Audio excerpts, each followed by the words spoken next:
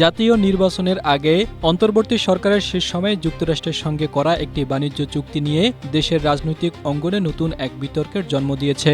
যুক্তরাষ্ট্রের পক্ষ থেকে ওই চুক্তিকে পারস্পরিক চুক্তি বলা হলেও কিছু রাজনৈতিক দল ও নাগরিক অধিকার নিয়ে আন্দোলনকারীরা একে একপক্ষীয় বা অসম বলে অভিযোগ করছে এবং এই চুক্তি বাতিলে তারা আন্দোলন কর্মসূচিও করে যাচ্ছে। অন্তর্বর্তী সরকারের সময় অত্যন্ত গোপনীয়তা বজায় রেখেই এই চুক্তি করা হয়। আর চুক্তিটি করা হয় জাতীয় নির্বাচনের মাত্র ৩ দিন আগে, গেল ৯ ফেব্রুয়ারি। ফলে এ নিয়ে বিতর্ক আরও তীব্র হয়েছে। অনেক অর্থনীতিবিদ এবং রাজনৈতিক দল বলছে, চুক্তিতে এমন সব শর্ত রাখা হয়েছে যা বাংলাদেশের স্বাধীন সার্বভৌম সিদ্ধান্ত গ্রহণকে বাধাগ্রস্ত করবে। স্ট্রবেরি সুপার ডটেড ও ক্লাসিক ভ্যারিয়েন্টে সেনসেশন জাগুক শিহরণ।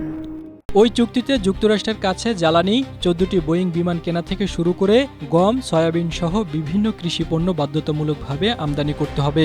এছাড়া এই চুক্তি অনুসারে বাংলাদেশ তৃতীয় কোনো দেশের সঙ্গে এমন কোনো চুক্তিতে যেতে পারবে না যা যুক্তরাষ্ট্রের স্বার্থের বিরুদ্ধে যায়। ইরান যুদ্ধে যার বাস্তব চিত্র দেখা গেছে, কারণ রাশিয়া থেকে তেল কেনার জন্য বাংলাদেশকে যুক্তরাষ্ট্রের কাছ থেকে অনুমতি নিতে হয়েছে। অন্তর্বর্তী সরকারের সময় যারা এই চুক্তিতে সই করার প্রক্রিয়ায় যুক্ত ছিলেন তাদের একজন হলেন বাণিজ্য মন্ত্রণালয়ের সাবেক উপদেষ্টা শেখ বশিরউদ্দিন। তিনি এই চুক্তির পেছনে যুক্তি দেন, যুক্তরাষ্ট্র যখন তাদের ন্যাশনাল এমার্জেন্সি ঘোষণা করে দেশে দেশে বাড়তি শুল্ক আরোপ করছে, তখন সেই শুল্ক কমিয়ে বাংলাদেশের রপ্তানি বাণিজ্যের স্বার্থ দেখার বিষয় ছিল। কারণ যুক্তরাষ্ট্রের আরোপিত 37% শুল্ক দিয়ে বাংলাদেশের রপ্তানি বাণিজ্য টিকিয়ে রাখা যেত না।